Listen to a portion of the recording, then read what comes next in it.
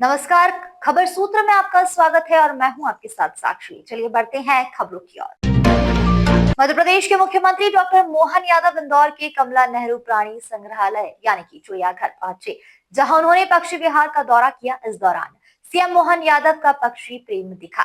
उन्होंने अपनी हथेलियों पर दाना रखकर पक्षियों को दाना चुकाया। साथ ही कर्नाटक से लाए गए जंगली भैंसों के 2 जोड़े यानी कि बाइसन का भी निरीक्षण किया। सीएम मोहन यादव का पक्षी प्रेम। मुख्यमंत्री डॉक्टर मोहन यादव देर शाम इंदौर पहुंचे और इंदौर के शासकीय रेस्ट हाउस रेसिडेंसी कोठी में विश्राम करने के बाद इंदौर के चिड़ियाघर पहुंचे, जहां उन्होंने महापौर पुष्पमित्र भार्गव, विधायक महेंद्र हाड़िया, गोलू शुक्ला सहित अन्य कई भाजपा नेताओं के साथ चिड़ियाघर परिसर का दौरा किया। इस दौरान उन्होंने पक्षी विहार में जाकर विभिन्न प्रकार की चिड़िया और तोते भी देखे। पक्षी विहार में कई विदेशी प्रजातियों के पक्षी भी शामिल है, जिन्हें मुख्यमंत्री डॉक्टर मोहन यादव और अन्य नेताओं ने दाना भी खिलाया। जिसके बाद मुख्यमंत्री गोल्फ कार में बैठकर कर्नाटक से लाए गए जंगली भैंसों के समूह और ऑस्ट्रिच को देखने पहुंचे।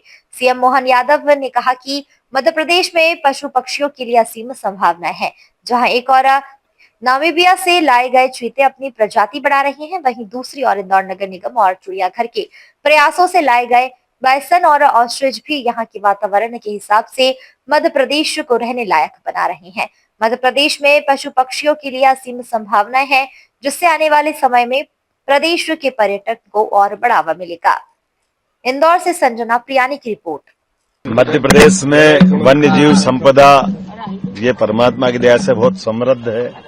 ऐसे में सभी प्रकार के हमारे वन्य जीवों के बारे में प्रदेश के अंदर फॉरेस्ट के माध्यम से हमने प्रयास किया कि वो सारे जीव और वो प्राणी दिखाई दे, जिसके कारण से हमारी भारतीय ये परंपरा और समृद्ध हो।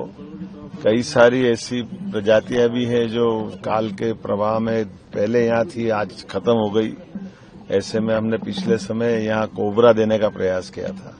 कोबरा हमारे यहाँ 60-70 साल पहले तक मध्य प्रदेश में होता था। उसके बाद में वो छत्तीसगढ़ जब अलग हुआ और फिर छत्तीसगढ़ के उस कुछ हिस्सों में बचा है। ऐसे में हमने कोबरा वापस मध्य प्रदेश में आए तो यहाँ जू में दिया था और उसकी पेड़ बनाया है। हमारे लिए पिछले समय यहाँ वातावरण की दृष्टि से जेबरा ने अपना परिवार बढ़ाना प्रारंभ किया है। ये साउथ अफ्रीका का जानवर हमारे यहाँ इस आबोहवा को अपना रहा, ये अच्छी और गौरव की बात है।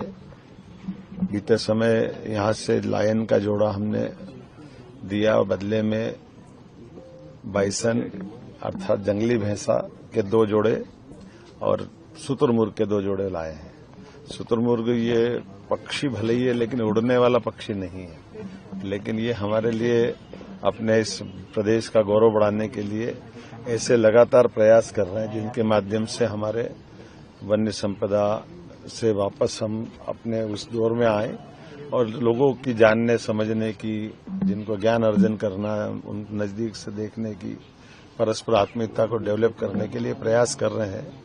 मैं इंदौर जू के आज इस यात्रा में अपने नए मेहमान जू के अंदर बाइसन के जो जोड़ों के नाम भी बड़े जोरदार हैं, रुद्र, कल्की, तापी, तुलसी, ये चारों हमारे परिवार का हिस्सा बने हैं। और जैसा कि हमको मालूम है कि कान्हा में हमारे यहाँ बाइसन बहुत अच्छे से अपना जीवन गुजर बसर कर रहे हैं। आने वाले समय में धीरे धीरे करके बाकी अभयारण्य में भी हम पहुंचाएंगे।